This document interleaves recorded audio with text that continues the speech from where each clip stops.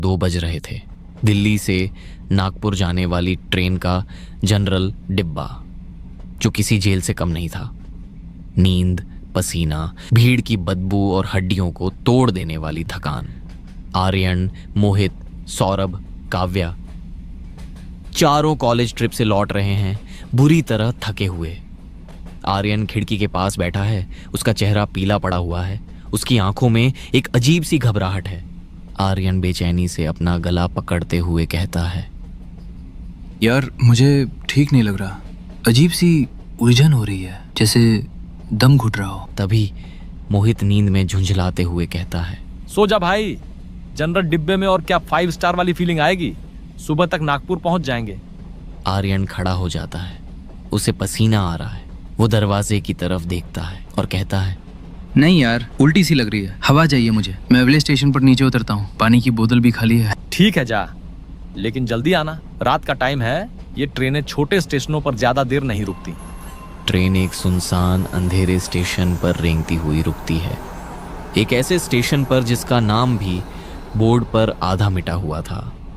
इस स्टेशन पर ऐसी अजीब वीरानी थी, चारों तरफ सन्नाटा पसरा था। आर्यन ट्रेन से नीचे उतरता है। ठंडी हवा का झोंका उसे लगता है।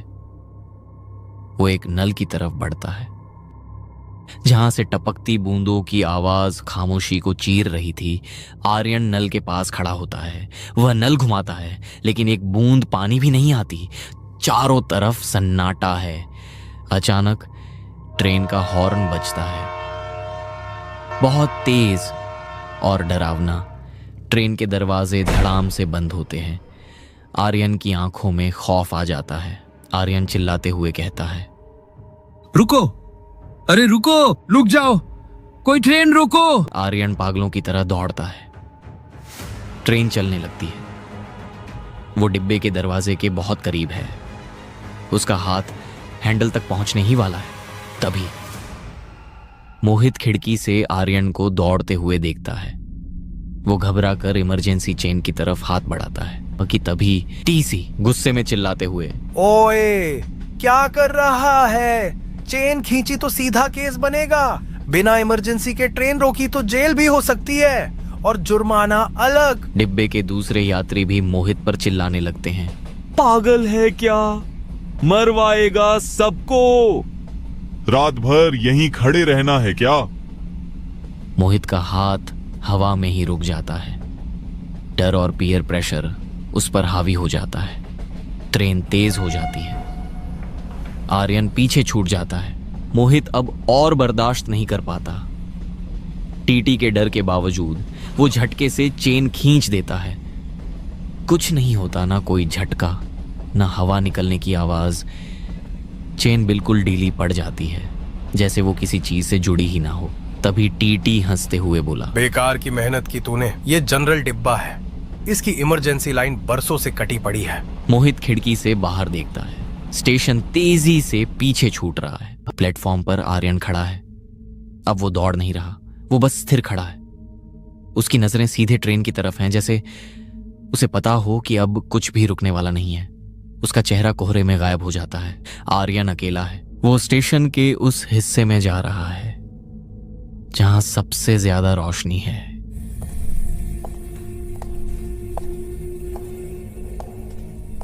तभी पीछे से जैसे किसी के पायल या चेन के हिलने की आवाज आई।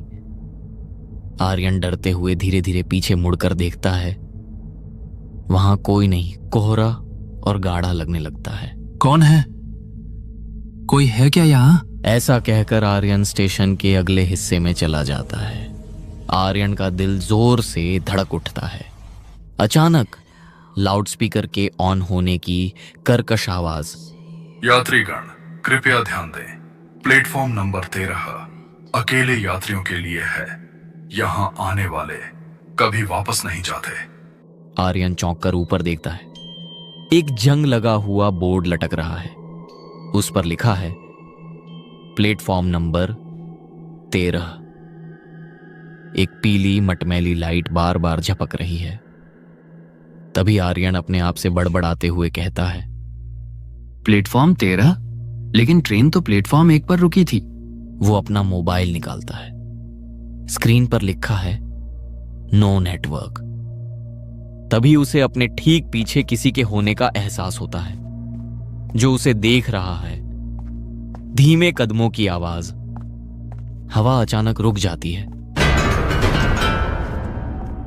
वो धीरे धीरे पीछे देखने की हिम्मत करता है और पीछे देखता है, तभी एक सूखी थकी हुई बूढ़ी आवाज सीधे उसके कान के पास। ट्रेन छूट गई बेटा। आर्यन देखता है, एक बूढ़ा स्टेशन मास्टर खड़ा है। उसकी वर्दी बहुत पुरानी है, जगह जगह से फटी हुई। उसकी आंखों में कोई पुतलियां नहीं, सिर्फ सफेद मरी हुई चमक। वो बिना पलक झपकाए आर्यन को घूर रहा है। आर्यन डरते हुए बोला, जी वो अगली ट्रेन कब है? मुझे नागपुर जाना है। स्टेशन मास्टर एक डरावनी मुस्कान के साथ कहता है, अगली ट्रेन? यहाँ अगली ट्रेन आती नहीं बेटा, सिर्फ लाती है। स्टेशन मास्टर धीरे धीरे कोहरे में पीछे हटता है और गायब हो जाता है। आर्यन उसे रोकने की कोशिश करता है, लेकिन वो जा चुका है। आर्यन घबराहट में प्लेटफॉर्म पर चलने लगता है। वो प्लेटफॉर्म खत्म ही नहीं हो रहा। वो अपनी घड़ी देखता है। घड़ी में समय है 2:08 हो चुके थे। आर्यन चलता रहा। उसे लगा शायद आधा घंटा बीत गया, लेकिन जब उसने दोबारा घड़ी देखी, घड़ी में समय अब भी वही है, 2:08। आर्यन पागलों की तरह घड़ी ठोकते हुए कहता है, चल क्यों नहीं रही? क्या हो गया है इस जगह को? उसे प्लेटफॉर्म के कोने में कुछ लोग दिखाई देते हैं। वो उनकी तरफ दौड़ता है। एक आदमी सिर पकड़कर बैठा है, एक औरत बैठकर रो रही है। तभी आर्यन कहता है, हेलो अंकल, क्या आप बता सकते हैं ये कौन सी जगह है? आदमी बिना सिर उठाए एक ही रट लगाए हुए है। मैं बस पानी लेने उतरा था, बस पानी लेने, तभी ट्रेन चल पड़ी। तभी औरत सिसकते हुए, मेरे बच्चे इंतजार कर रहे होंगे, मैं ट्रेन में चढ़ ही रही थी, तभी दरवाजा बंद हो गया। आर्यन बस खड़ा रह गया, देखता हुआ, सुनता हुआ, जैसे उसका शरीर वहीं था लेकिन दिमाग सुन्न हो चुका था। वो सब एक ही लूप में फंसे थे, अपनी आखिरी गलती को बार बार दोहराते हुए। तभी आर्यन की नजर दीवार पर लिखे एक कोयले के मैसेज पर पड़ती है। दीवार पर लिखा है, जो अकेला उतरा वो यहीं रह गया। अचानक सन्नाटे को चीरती हुई पायल की आवाज।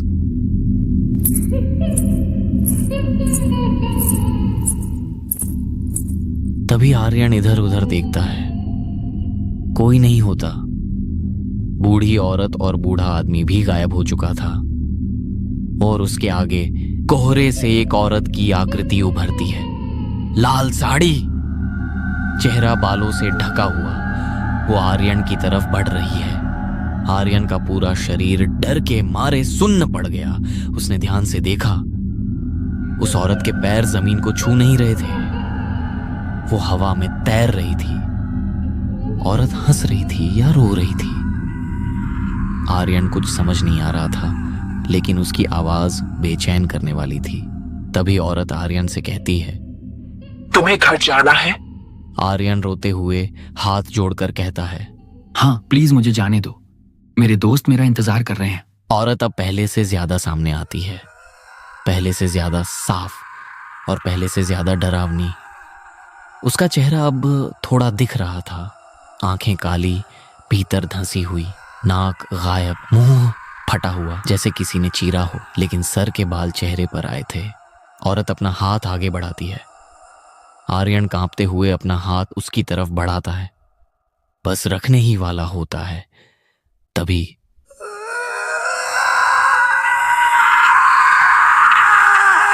एक तेज रूह कंपा देने वाली चीख जो सन्नाटे को चीरती हुई उसके कानों में घुस जाती है। आर्यन झटके से हाथ पीछे खींच लेता है, सिर जैसे फटने लगता है। उसकी आंखों के सामने सब घूम जाता है, सांस अटक जाती है, पैर जवाब दे जाते हैं और अगले ही पल सब कुछ काला।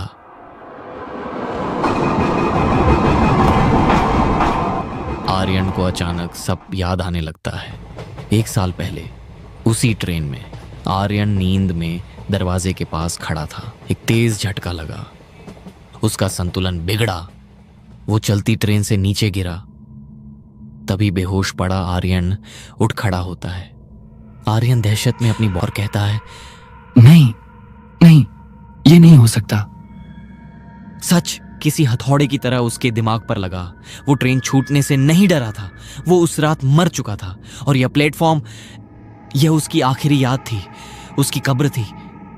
आर्यन घुटनों के बल गिर जाता है और आसमान की तरफ देखकर जोर से चिल्लाता है, लेकिन उसकी आवाज कोहरे में दब जाती है। मोहित ट्रेन की सीट पर झटके से जाग उठता है। सांस बेकाबू है, पूरा शरीर पसीने से तर। वो चारों तरफ देखता है। तभी सौरभ कहता है, उठ जा भाई, आ गया नागपुर। क्या डरावना सपना देख रहा था क्या? शायद सपने में आर्यन आया होगा। तभी मोहित कहता है, तुम्हें कैसे पता चला? तूने सारी रात हमें सोने नहीं दिया। तू पूरी रात आर्यन का ही नाम ले रहा था।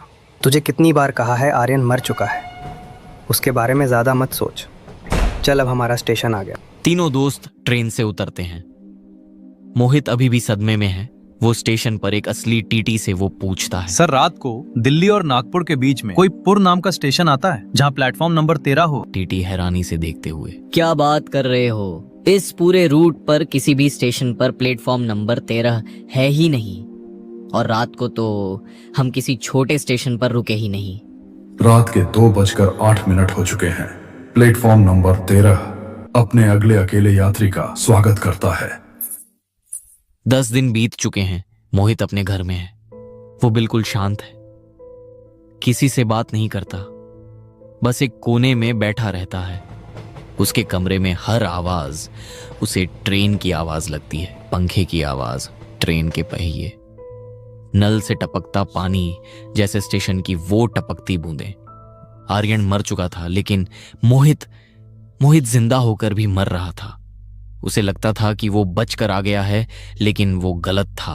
प्लेटफॉर्म 13 अपने शिकार को कभी नहीं छोड़ता।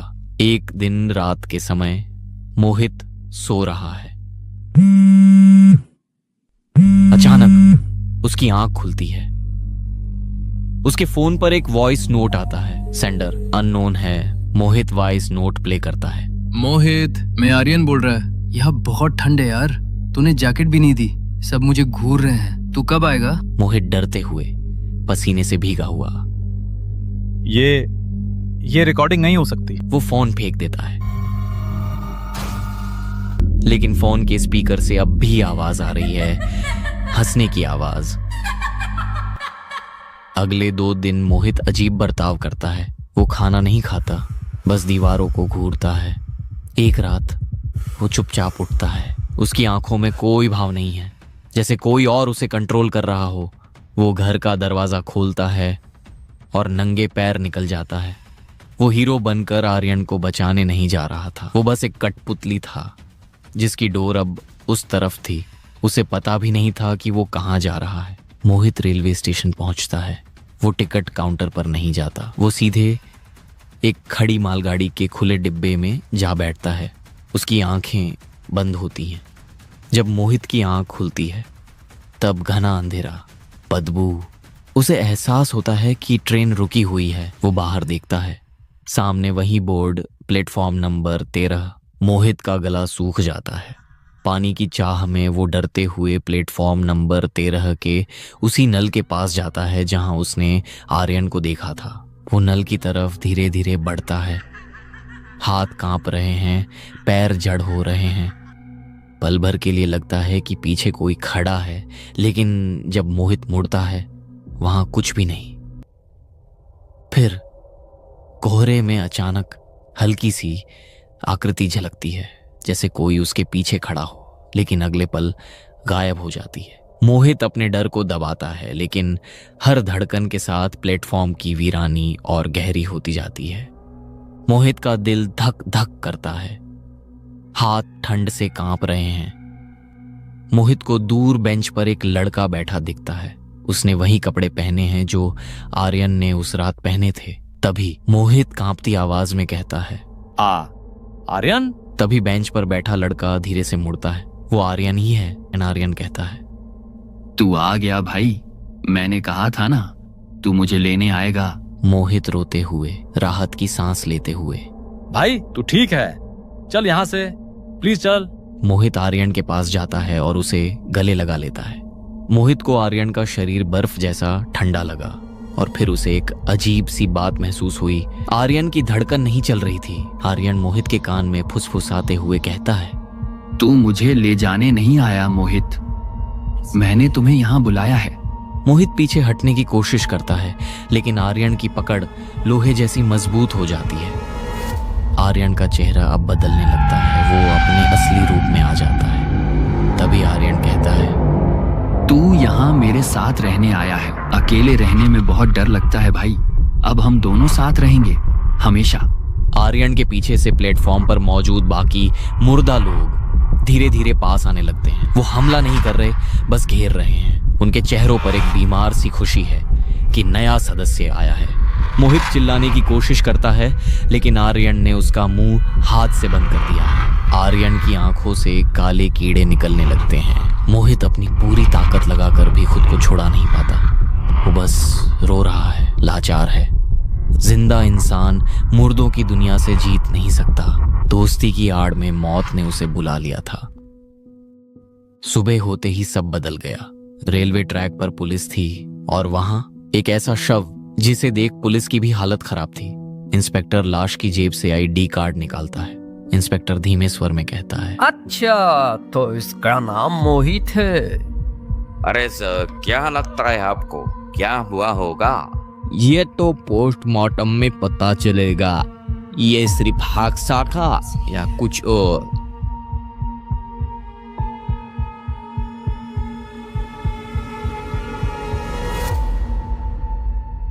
ये कहानी आपको अच्छी लगी तो लाइक करें और ऐसी ही कहानियां देखने के लिए चैनल को सब्सक्राइब करें।